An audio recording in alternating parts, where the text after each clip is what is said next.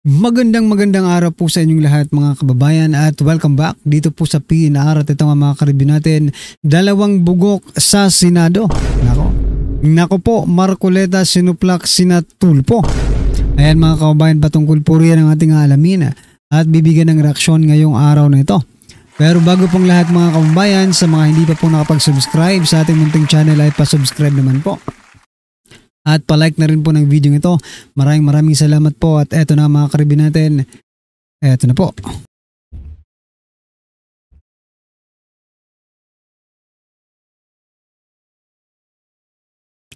So yan mga kababayan, bago po natin i-play ang video ito, pasadahan po muna natin ang mga nagte-trending na mga balita dito po sa mundo ng social media. At unahin na nga po natin ito. Nako, ito pong pinakabagong House Speaker ng House of Representatives na si Representative Bogie D ay meron pong pahayag. Sabi niya po dito, under my leadership, this house will change. I will not defend the guilty and I will not shield the corrupt. Ayan mga kababayan, sana totoo ka ha.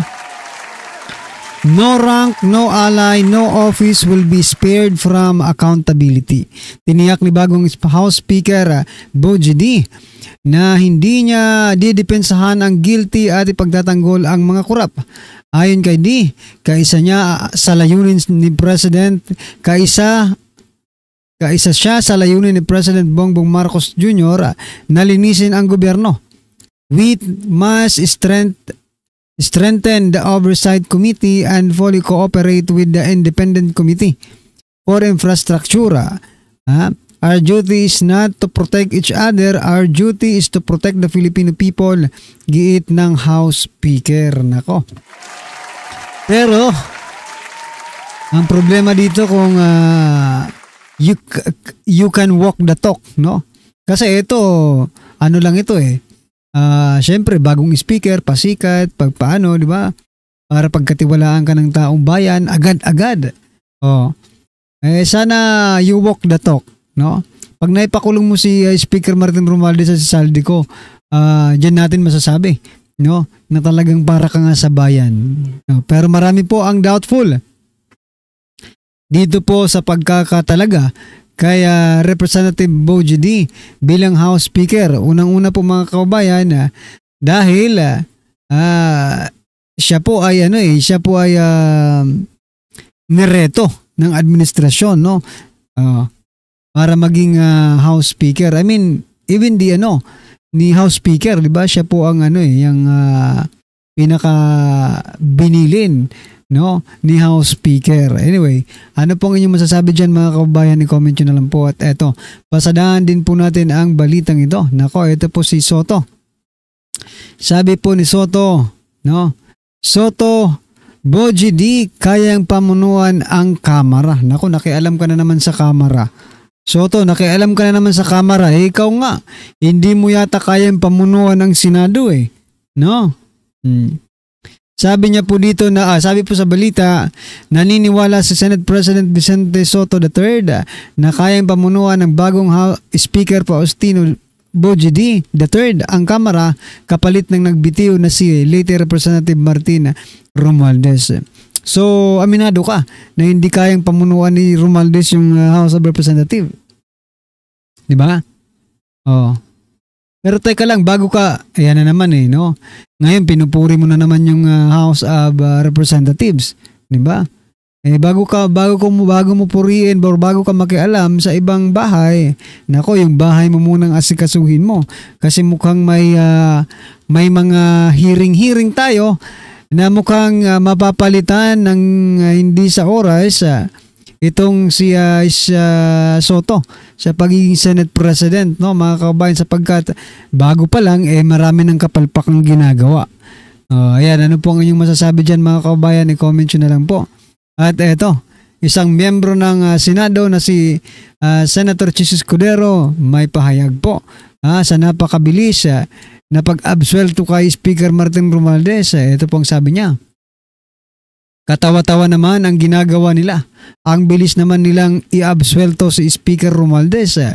Inilaglag si Saldico, ilihis ang isyo at magturo ng iba. Aba, syempre, dyan po sila expert, no?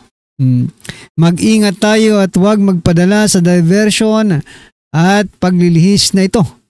Umalma si Senator Chis Escudero pa sa pahayag ni House Deputy Speaker Ronnie Puno na wala umanong kinalaman si House Speaker Martin Romualdez sa umano'y insertion sa 2025 national budget at ang dating Senate President at si Ako Bicol Saldico, Representative Saldico ang dapat umanong sisihin. Nako. Yan, nilaglag na nga nila si Saldico, dinamay pa si Senator Chis Escudero. Malinis pala itong si Romualdez. Well, tingnan po natin kung makakaligtas po siya sa mga investigasyon ngayon. Sana lang po ay may mga investigasyon dyan sa House of Representatives. At dito po sa Senado, sa Blue Ribbon Committee ni Lacson, sana po ay maging patas po kayo. At may managot po. Sana managot talaga si Saldico at itong si Speaker Martin Romualdez. No? Ano po ang inyong masasabi dyan mga kababayan? I-comment nyo na lang po. At eto pa. Ito naman po yung paborito nating congressman na si Representative Kiko Barsaga. Sabi niya po dito, takot na si Marcos. Pati AFP at PNP wala nang tiwala sa kanya. Mananalo tayo. #Philippines versus Marcos. Ayan mga kababayan. Sa gitna ng malawakang protesta at nag-uumapaw na galit ng publiko kaugnay sa mga anomalyang national budget at flood control projects, nanawagan na rin si Cavite 4th District Representative Kiko Barsaga na magbitiw sa pwesto si Pangulong Marcos Jr. Nako po. Ito ay kasunod ng ulat na bumaba na sa pwesto si House Speaker Martin Romualdez, pinsan ng Pangulo na matagal nang inuugnay sa mga kontrobersyal na proyekto. Ayan mga kababayan. Ano po ang inyong masasabi dyan sa sinasabi ni Congressman Barsaga na nako pati pala AFP at PNP ay wala nang tiwala sa kanila. Ano po ang inyong masasabi dyan? Ikakampi na po natin ang Armed Forces of the Philippines at Philippine National Police. Palakpakan po natin yan. Alright, ito na mga kababayan, sama-sama po natin pakinggan at panoorin at bigyan ng reaksyon ang video ito. Ito na po. Ito ang balita ngayon. Trending at pinag-uusapan ngayon sa mundo ng social media. Ang di umanay balitang matapos tila muling nagpabida sa ikinasang Senate session ng Senado, si Senator Erwin Tulfo na ayon sa ilan ay tila ibinida ang kanyang malagran standing na palabas. Senator Rodante Marcoleta muling binara o pinatot sa dahan at kinestyon si Senator Erwin Tulfo at tila nasampal ng katotohanan sa ikinasang pagdinig ang tila grandstanding na privilege speech nito. Pero ayan na bago naman. ang lahat, kung bago ka pa lamang sa aming channel, please huwag kalimutang mag-like, subscribe at i-click ang notification bell para mas maging updated ka pa lalo sa lahat pa ng bagong video na i-upload namin. At ito na nga mga kababayan, sa pagpapatuloy ng sesyon sa Senado kung saan inihayag ni Senator Erwin Tulfo ang kanyang privilege speech patungkol sa mga kontratistang kumukuha ng proyektos ng gobyerno na ayon sa ilan tila grandstanding na naman at harapang kwenisyon ni Senator Marcoleta ang kapwa nitong mambabatas. Narito ang mainit na talakayan at tila sagutan ni Senator Erwin Tulfo at Senator Rodante Marcoleta sa ikinasang Senate session ng Senado na siyang umani naman ng samut-saring komento sa mundo ng social media. Narito't panoorin ang full video. Thank you, Majority Leader. Mr. President, distinguished colleagues, I rise today on a matter of personal and collective privilege, not just with concern, but with outrage. Outrage, Mr. President, over a law that was meant to regulate the construction industry, but has now been twisted into a weapon of abuse, greed, and corruption. Ang tinutukoy ko po ay itong Republic Act No. 4566 o ang Contractors License Law. At sa ilalim ng batas na nag-amyenda dito ay ang Philippine Contractors Accreditation Board o PICAB na siyang nagbabantay, nangangasiwa at nagre-regulate sa industriya ng lahat ng konstruksyon sa Pilipinas. Maganda po ang batas na ito, maganda po ang layunin, Ginoong Pangulo. Ngunit may malaki pong problema.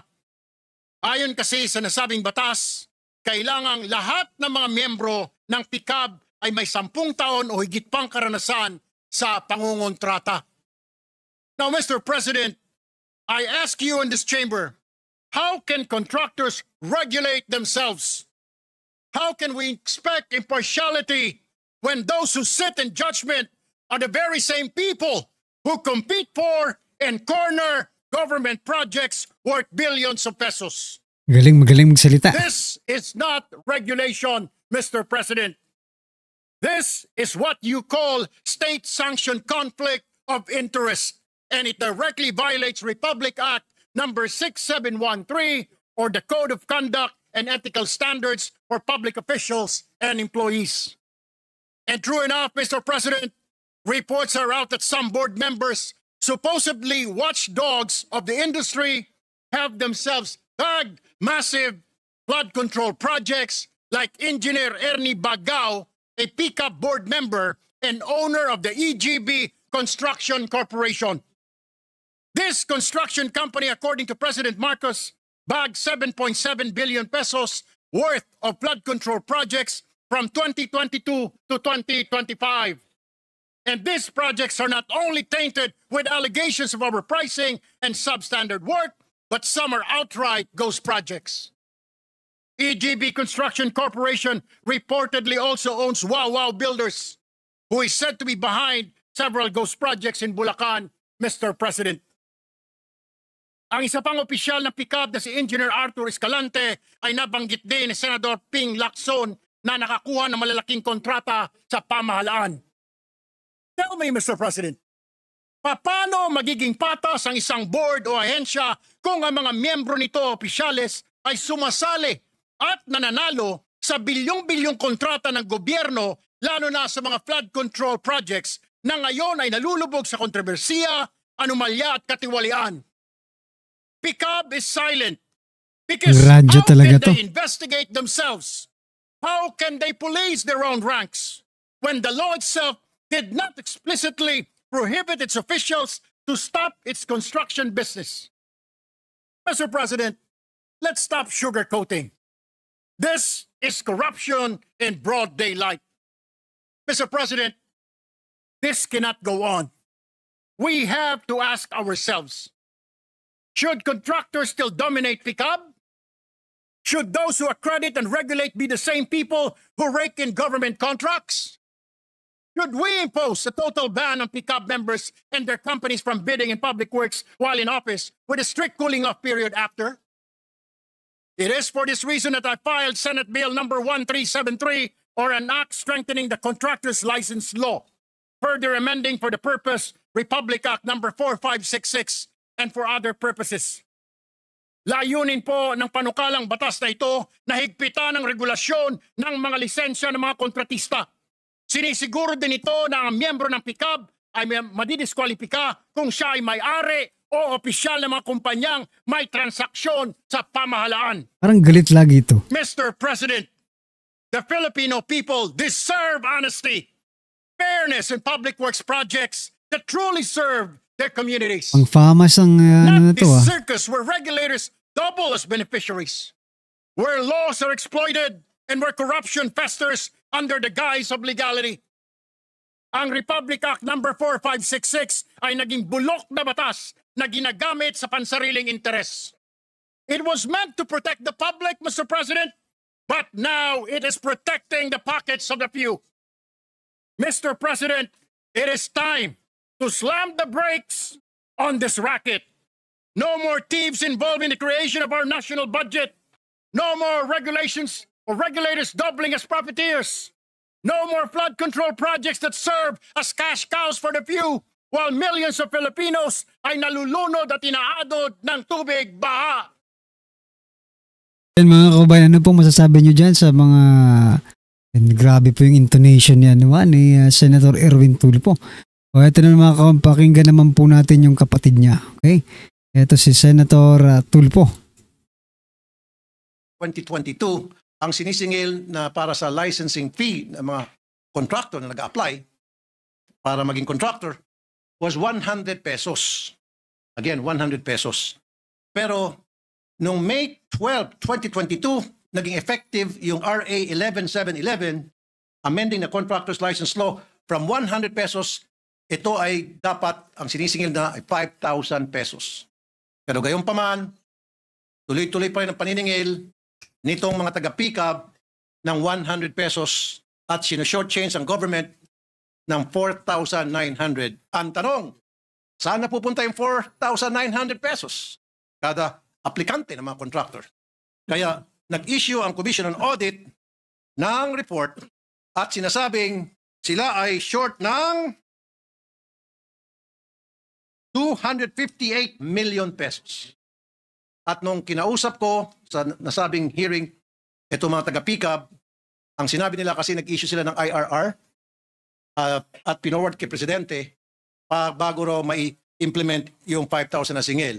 And I told them, hindi, kasi wala doon sa procedure, sa provision, na dapat magkaroon ng IRR para makasingil ng 5,000, gawing it effective after may pass yung RA 1171, 711. Ang sabi ng Presidente, kasi yun daw ang sabi ng kanilang mga abogado. So sabi ko, yung mga abogado nila siguro ay kailangan na mag-resign dahil hindi nila alam kung ano yung pinanggagawa nila. But anyway, Mr. President, my question to Senator Erwin, ano po yung mga salient features ng SBN 1373? Naku po. Sila lang dalawa nagtatanungan dito. Ano ba ito? Hindi ba pwedeng ibang senador ang magtanong sa kanya? Mga kababayan, bakit kapatid niya pa? Naglulukuhan ba tayo dito? Kaya ito, pakinggan na lang natin si Senator Dante Marcoleta. Ay, forward po natin kay Senator Dante Marcoleta. Ay, naku, naglulukuhan na yata tayo dito Colleague, Mr. President, still amenable for a few clarificatory questions by way of interpellation. Yes, Mr. President.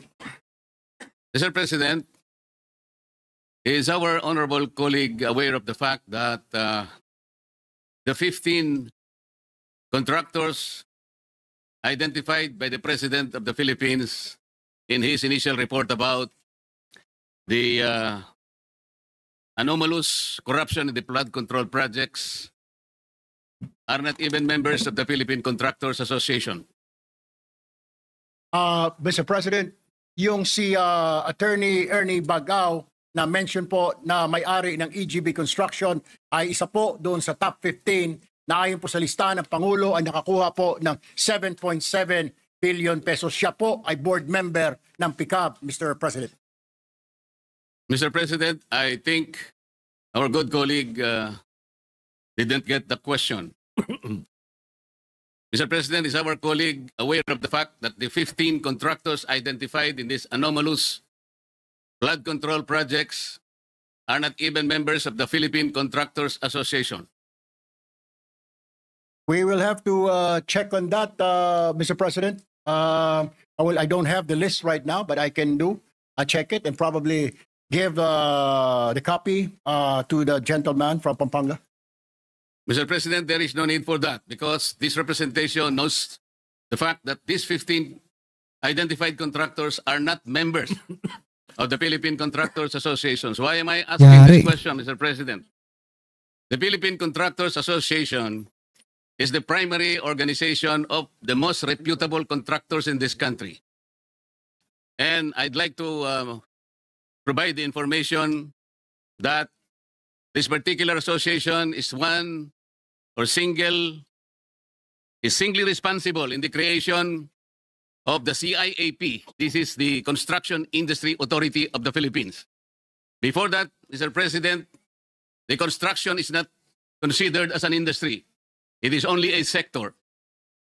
At that time, there was a debate, a national debate, that it is contributory to the gross domestic product of our country. It being a sector, it was not recognized as an industry. But because of the Philippine Contractors Association, it espoused a national consciousness that it is a major industry, one that is constructing the very foundation of our infrastructure. It is the one responsible to our skyline. Kaya ko po sinasabi ito, Sir President, kailangan marinig din po sila. Hindi naman po kung halimbawa nakakita tayo ng ilang kamatis na bulok na nandun po sa isang tiklis, ay masisiraan na po yung buong figura ng construction industry in this country. Napakarami po ng reputable. Ito po kaya ko po sinasabi, baka po sa pagbanat natin doon sa 15 lang, kung tutuusin ay nasasadlak pa sila sa isang investigasyon na ongoing ngayon sa Blue Ribbon Committee.